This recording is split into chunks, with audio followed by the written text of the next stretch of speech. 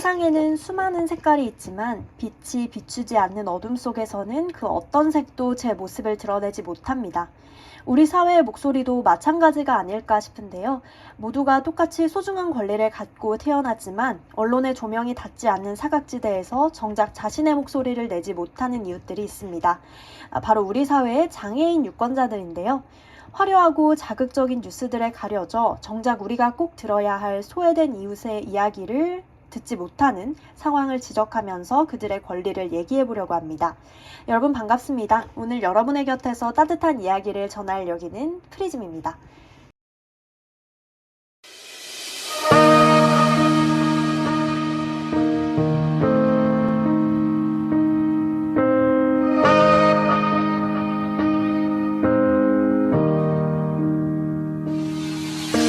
내 별자리는 상처투성이 자리 내 혈액형은 AB였도 AB형 날 들킬까봐 매일 나를 숨겼어 I'm sorry 어떤 사람이 되고 싶었던 걸까 그런 사람이 되면 행복해질까 내 목소리로 내 마음에 속삭여 Alright 길을 잃어버렸니 그럴 수도 있어 사람들의 그림자 뒤따라가지 마 잃어버린 나를 찾아줘 아무것도 아닌 게 내겐 어려워 그냥 하고 싶은 대로 하는 거 울고 싶을 땐 울어버리고 웃고 싶지 않을 때는 웃지 마. 네, 듣고 오신 오프닝 곡은 로시의 스타스라는 곡입니다. 내 별자리는 상처투성이 자리라는 가사에서 자신의 상처를 숨겨야 했던 화자의 아픔이 고스란히 드러나는데요. 어쩌면 오늘의 주인공 장애인 유권자 집단과 깊은 관련이 있는 노래라는 생각에 첫 곡으로 선정했습니다. 혹시 청취자 여러분은 선거철이 되면 뉴스를 통해 어떤 이야기를 가장 많이 접하시나요? 주로 화려한 유세 현장이나 후보자들의 치열한 공방이 화면을 채우곤 합니다. 하지만 그 활기찬 풍경 뒤편에서 매번 소리 없이 발길을 돌려야 하는 사람들이 있습니다. 지난 선거 때 발달장애인인 한 유권자는 투표 보조인의 지원을 받지 못해서 결국 투표를 포기해야만 했다고 합니다.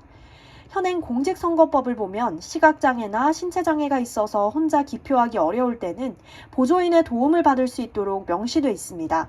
하지만 인지적, 정신적 장애 유형은 전혀 고려하지 않고 있는 게 현실인데요. 투표라는 건 단순히 손으로 도장을 찍는 행위만을 뜻하는 게 아닙니다. 어떤 후보가 공약을 어떻게 냈는지 이해하고 판단하는 과정 역시도 분명히 투표의 일부분일 것인데 말이죠. 더 큰 문제는 기준이 일관되지 않다는 점입니다.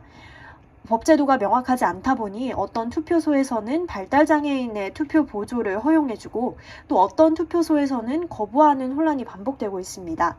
어느 동네, 어느 투표소에 가느냐에 따라 헌법이 보장한 평등권이 지켜지기도 하고 침해당하기도 하는 거죠.